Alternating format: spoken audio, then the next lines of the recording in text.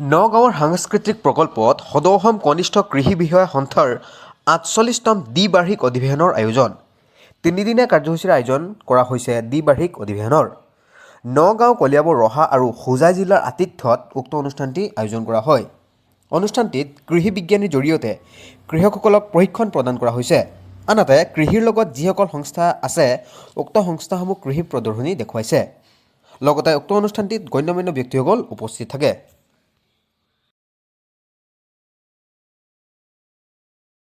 হয়, নিশ্চিতভাৱে আমাৰ এই অবিভক্ত নগাঁও জিলাৰ আমাৰ সদৌ অসম কনিষ্ঠ কৃষি বিষয়া সন্থাৰ নগাঁও, কলিয়াবৰ, হোজাই, ৰহা জিলা শাখাৰ আতিথ্যত আমাৰ সদৌ অসম কনিষ্ঠ কৃষি বিষয়া সন্থাৰ ৪৮তম যি দ্বিবাৰ্ষিক অধিৱেশন, এই অধিৱেশন ভাগ আমাৰ ঐতিহ্যমণ্ডিত এই নগাঁও জিলাৰ এই সাংস্কৃতিক প্ৰকল্পত তিনিদিনীয়া বিস্তৃত কাৰ্যসূচীৰ আয়োজন কৰা হৈছে।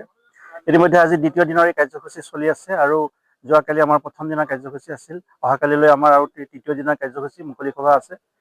আমাৰ এই দুইটা দিনতে আমাৰ সমগ্ৰ অসমৰ পৰা আমাৰ যিসকল প্ৰতিনিধি আছে, বিভিন্ন জিলা, বিশেষকৈ আমাৰ ৫৫খন জিলাৰ পৰা আমাৰ প্ৰতিনিধিসকল আহিছে। জিলাৰ পৰ্যায়ৰ সভাপতি সম্পাদকসকল আহিছে আৰু জিলাৰ পৰা তেখেতসকলৰ লগত সন্মানীয় প্ৰতিনিধিসকল আহিছে আৰু লগতে আমাৰ কেন্দ্ৰীয় কাৰ্যনিৰ্বাহকৰ বিষয়ববীয়াসকল আমাৰ আটাইখিনি ইয়াত আহি অংশগ্ৰহণ কৰিছে। আমাৰ দ্বিবাৰ্ষিক এখন সাধাৰণ সভা, কেন্দ্ৰীয় দ্বিবাৰ্ষিক অধিৱেশন অনুষ্ঠিত কৰা হৈছে আৰু ইয়াতে আমাৰ কৃষকসকলৰ প্ৰশিক্ষণৰ ব্যৱস্থাও ৰখা হৈছে। কৃষকসকলক দুদিনীয়াকৈ তেখেতসকলক আমাৰ কৃষি বিজ্ঞানীৰ জৰিয়তে প্ৰশিক্ষণ দিয়াৰ ব্যৱস্থা কৰা হৈছে আৰু লগতে আমাৰ আপোনালোকে প্ৰত্যক্ষ কৰিছেই, ইয়াতে আমাৰ কৃষকসকলৰ উৎপাদিত সামগ্ৰীও ইয়াতে প্ৰদৰ্শিত কৰাৰ কাৰণে সুবিধা প্ৰদান কৰিছে আৰু লগতে আমাৰ যি আমাৰ ইয়াতে ৰিটেইলাৰ বা আমাৰ হোলচেলাৰ আছে বা আমাৰ কৃষিৰ লগত জড়িত যিবিলাক প্ৰতিষ্ঠান আছে, তেখেতসকলো ইয়াতে প্ৰদৰ্শন স্থল দিছে। গতিকে এই গোটেই কাৰ্যসূচী আমি সফলভাৱে সম্পাদন হৈ আছে বুলি আমি অনুভৱ কৰিছোঁ আমি সদৌ অসম কনিষ্ঠ কৃষি বিষয়া সন্থাৰ তৰফৰ পৰা। আৰু আমাৰ আগন্তুক আমি সম্পূৰ্ণ সঁহাৰি পাইছোঁ আৰু ইয়াৰ যিসকল কৃষক আছে, বিশেষকৈ নগাঁও, ৰহা, কলিয়াবৰ, হোজাই, এই আটাইকেইখন জিলাৰ আমাৰ কৃষকসকলে সহায় কৰিছে। আমাৰ স্থানীয় জিলা কৃষি বিষয়া কাৰ্যালয়ৰ সমূহ বিষয়া কৰ্মচাৰীসকলে ইয়াত সহায় কৰিছে। সকলোৱে অনুষ্ঠান বিশেষকৈ দল সংগঠন বা সাংবাদিকসকলো ইয়াত আহিছে, তেখেতসকলেও আমাক সহায় সহানুভূতি আগবঢ়াইছে আৰু আমাৰ বিশেষকৈ আমাৰ স্থানীয় বিধায়ক ৰূপক শৰ্মা ছাৰ, তেখেতো ইয়াতে অংশগ্ৰহণ কৰি আমাক সহায় সাৰথি কৰিছে। আমাৰ জিলাৰ আয়ুক্ত মহোদয় দেৱাশিষ শৰ্মা ছাৰ, তেখেতো আহিছে, তেখেতো অংশগ্ৰহণ কৰিছে, তেখেতো আমাক সহায় সহযোগ আগবঢ়াইছে। জিলা কৃষি বিষয়া মহোদয়, তেখেতে আদৰণি সমিতিৰ সভাপতিৰ দায়িত্বত আছে, তেখেতৰ বিষয়াসকলৰ লগত অনুষ্ঠান ভাগ সাফল্যমণ্ডিত কৰাৰ ক্ষেত্ৰত যথেষ্ট সহায় সহযোগ কৰিছে। আমি আটাইকে সদৌ অসম কনিষ্ঠ কৃষি বিষয়া সন্থাৰ তৰফৰ পৰা আপোনালোকৰ জৰিয়তে ধন্যবাদ জ্ঞাপন কৰিছোঁ আৰু অহাকালিলৈ আমাৰ যি মুকলি সভা আছে, মুকলি সভা কাৰ্যসূচী ভাগো আমি আমাৰ মাননীয় মন্ত্ৰী মহোদয়, আমাৰ কৃষি মন্ত্ৰী অতুল বৰা ডাঙৰীয়া, তেখেতকো আমন্ত্ৰণ কৰিছোঁ। আমাৰ কৃষি আয়ুক্তা আমাৰ APC মেডাম বাইদেউকো আমি আমন্ত্ৰণ কৰিছোঁ।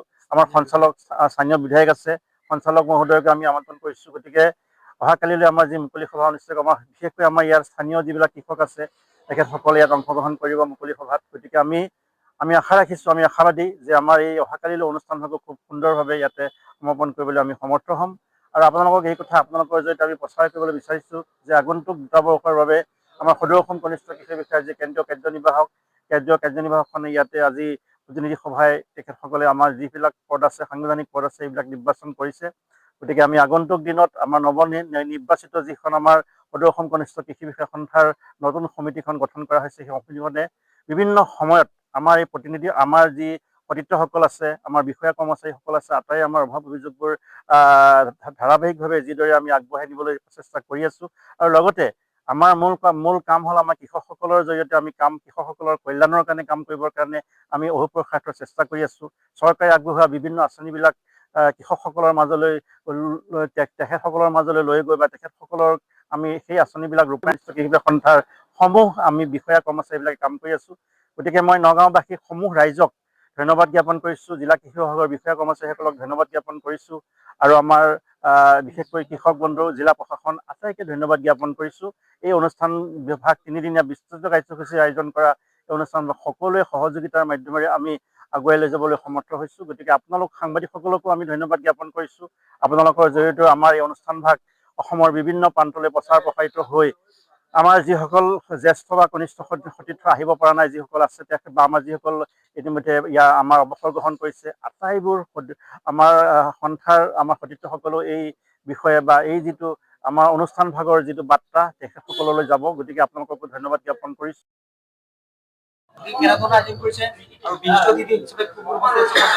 নমস্কাৰ, এই লাইভলৈ মই আন্তৰিক শুভেচ্ছা জ্ঞাপন কৰিছোঁ। ইমান ৰাতি আপোনালোকে আমাক যে লাইভ ল'বলৈ আহিছে, আজি আমাৰ প্ৰচাৰ কৰিবলৈ আহিছে, তাৰ কাৰণে ধন্যবাদ জ্ঞাপন কৰিছোঁ।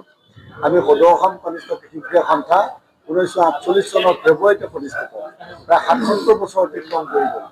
আমাৰ প্ৰায় ৪,০০০ মানুহ অন্তৰ্ভুক্ত আছে ইয়াত। আজি আজি যোৱাবাৰ মহাযুদ্ধৰ পাছত এইবাৰ ৪৮তম অধিৱেশনত আমি আহি নগাঁৱত উপস্থিত হৈ সুন্দৰ অনুভৱ হৈছে। সকলোৱে দলে বলে যোগদান কৰিছে, সকলোৱে দলে বলে যোগদান কৰি আমাৰ সন্থাটো আগবঢ়াই নিবৰ কাৰণে সকলো দেহে প্ৰাণে লাগিছে। আমাৰ কেইজনমান বিনা প্ৰতিদ্বন্দ্বিতাত নিৰ্বাচিত হৈছে, আমাৰ উপযুক্ত ডেকাদেৱে কৈছে, আৰু কেইজনমান আমাৰ নিৰ্বাচিত হ'ব। যদিও আমাৰ নিৰ্বাচন পাতিছোঁ, সকলোৰে মাজত সম্প্ৰীতি অক্ষুণ্ণ ৰাখে, গণতান্ত্ৰিক পদ্ধতি মাত্ৰ আমি পালন কৰি এই নিৰ্বাচনটো পতা হৈছে। আমাৰ 3টা কেডাৰৰ বিষয়া কৰ্মচাৰী আছে, SS1, SS2, SS3। আমাৰ সাধাৰণ কৰ্মচাৰীৰ পৰা আমাৰ প্ৰতিটো বিষয়ালৈকে আছে। সকলোৱে আমাৰ মিলি জুলি এই সন্থাটো বা কৃষকৰ উন্নতিৰ কাৰণে সদায় আমি কাম কৰি আছো। আমাৰ যথেষ্ট কাম হৈছে, সকলো ফিল্ডত আমাৰ মানুহ লাগি আছে, আৰু বিভিন্ন কাম হৈ থকাৰ কাৰণে সকলো প্ৰতিনিধি আহিব পৰা নাই। আমাৰ প্ৰায় 500খন প্ৰতিনিধিয়ে অংশগ্ৰহণ কৰিছে। আমাৰ প্ৰতিনিধিত যথেষ্ট অংশগ্ৰহণ কৰিবলগীয়া হৈছিলে, এতিয়ালৈ সকলো আহিব পৰা নাই। আমাৰ কেন্দ্ৰীয় সমিতিৰ সভাপতি মহোদয় আছে, আমাৰ দিব্যজ্যোতি হাজৰিকা, অকণমান তেখেতৰ পৰা আপোনালোকক অকণমান ইণ্টাৰভিউ ল'বৰ কাৰণে আমি আগবঢ়াম। সদৌ অসম কনিষ্ঠ কৃষি বিষয়া সন্থাৰ যোৱাকালিৰ পৰা আমাৰ কাৰ্যসূচী চলি আছে। এইদৰে বহুকেইটা কাৰ্যসূচী আমাৰ এইদৰে সম্পন্ন হৈ গৈছে। পতাকা উত্তোলন, শ্বহীদ তৰ্পণ, প্ৰশিক্ষণ আৰু প্ৰতিনিধি সভা, আৰু আমাৰ মন্ত্ৰী পদলৰ পৰা বহুকেইটা কাৰ্যসূচী সম্পন্ন হ'ল। এতিয়া আমাৰ কেইজনমানৰ ওপৰত আমাৰ ইলেকশ্যন প্ৰক্ৰিয়া চলি আছে, আৰু ইলেকশ্যন প্ৰক্ৰিয়া খুব সুন্দৰভাৱে চলি আছে। সভাপতি আমাৰ বিনা পণ্ডিতাই জিকিছে, দিব্যজ্যোতি হাজৰিকা, আৰু সম্পাদকৰ কাৰণে আমাৰ ইতিমধ্যে আমাৰ ইলেকশ্যন প্ৰক্ৰিয়া চলি আছে। আৰু সহসম্পাদকৰ কাৰণে নাই, উপসভাপতিৰ কাৰণে আমাৰ ইলেকশ্যন প্ৰক্ৰিয়া চলি আছে। সুন্দৰভাৱে এতিয়ালৈকে চলি আছে। গতিকে আমাৰ মাজত আৰু উপস্থিত আছে আমাৰ কেন্দ্ৰীয় কমিটিৰ সাধাৰণ সম্পাদক প্ৰাক্তন সাধাৰণ গোপাল হাজৰিকাদেৱ। তেখেতে ইয়াৰ বিষয়ে যথেষ্টখিনি ক'ব পাৰিব।